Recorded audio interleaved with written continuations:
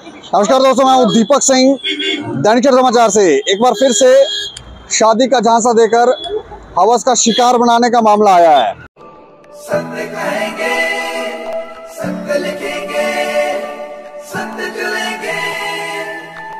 और लगातार इस तरह के मामले सामने आ रहे हैं और लड़कियां कंप्लेनें भी कर रही हैं, क्योंकि दगा, हमें लगता है कि दगा देना सबसे बड़ा गुनाह है, ये सबसे बड़ा कृत्य है। लेकिन उसके बावजूद भी शायद हमारी सोसाइटी इतने अंधकार में चली गई है कि यहाँ पर दगा देना एक फैशन जैसा बन गया है।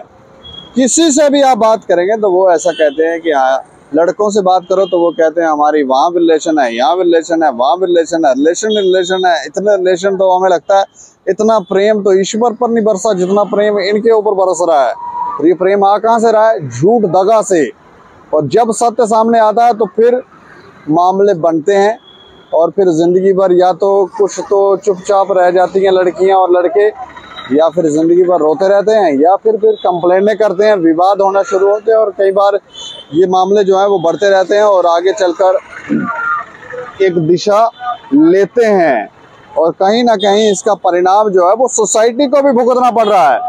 अब मामला क्या है वो मैं आपको थोड़ा सा विस्तार से बता दूं। दरअसल ये मामला जो है वो नावाबाद पुलिस स्टेशन में मामला दर्ज करवाया गया और युवती की तरफ से ये मामला जो है वो दर्ज करवाया गया है। युवती की तरफ से शिकायत दी गई है और उसने कहा है कि उसके साथ बलात्कार हुआ है, उसको हवस का शिकार बनाया गया है और दगा देकर शिकार बनाया गया है और लंबे समय तक शिकार बनाते रहे हैं। और ये युवती जो है मूल रूप से जानकारी ये मिलती है कि रामबन की रहने वाली है और इन दिनों ये गोलपुली वाली साइड वहां पर रह रही थी और उसने पुलिस को जाकर शिकायत दी। शिकायत देने के बाद उसने वहां पर बताया कि एक युवक के संपर्क में वो आई और उसने उसे वादे किए होंगे, कसमें खाई होंगी, जैसे करते ही हैं लड़के कि हाँ तुमसे अच्छा इस संसार में कोई नहीं है, तुम ही हो, तुम्हारे बिना हम जी नहीं सकते, मरने वाले हैं।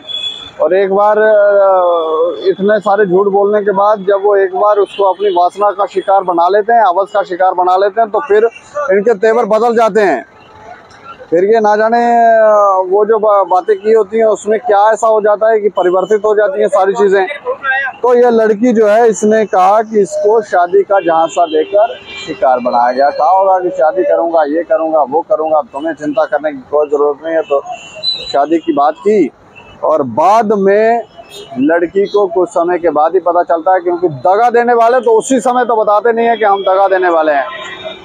और सिर्फ क्योंकि आजकल तो एक ट्रेंड जैसा हो गया कि जैसे आरोप जो है वो लड़की के ऊपर ही लगाया जाएगा, लड़कियां समझदार नहीं हैं, लड़कियां वो नहीं हैं, लड़कियां ये नहीं हैं। लेकिन आप अगर वैसे भी निजी जीवन में लड़के लड़की से परे होकर भी देखें, आप भी किसी से अगर रिलेशनशिप में आएंगे, आपका भी कोई रिश्तेदार होगा तो आपको पता चलेगा कुछ समय के बाद कि वो आपको दगा ही दे रहा है। रिश्तेदार भी आजकल सगे नहीं दिख रहे हैं, तो फिर आप बच्चों पर क्यों वो कहना है। लेकिन सोसाइटी एक ऐसी बन गई है, हमें लगता है इसको इम्प्रूव करने की ज़रूरत है। और इस लड़की की, इस युवती की तरफ से जब कंप्लेंट की गई तो इसका एक मेडिकल जांच भी करवाई, जो एक प्रोसीजर है, पुलिस की तरफ से मेडिकल जांच करवाई गई और मेडिकल जांच करवाने के बाद इस संदर्भ में मामला दर्ज कर लिया गया है। आरोपी अब तक उसका नहीं पता है कि पुलिस ने पकड़ा है या नहीं पकड़ा है, जानकारियां नहीं मिली है। लेकिन ये हैरान करने वाले मामले हैं इस तरह के। इस पर आप अपनी राय भी रखें और देख रहे हैं दैनिक समाचार। मुझे और मेरे सहयोगी अजय सिंह को दें इजाजत। नमस्कार।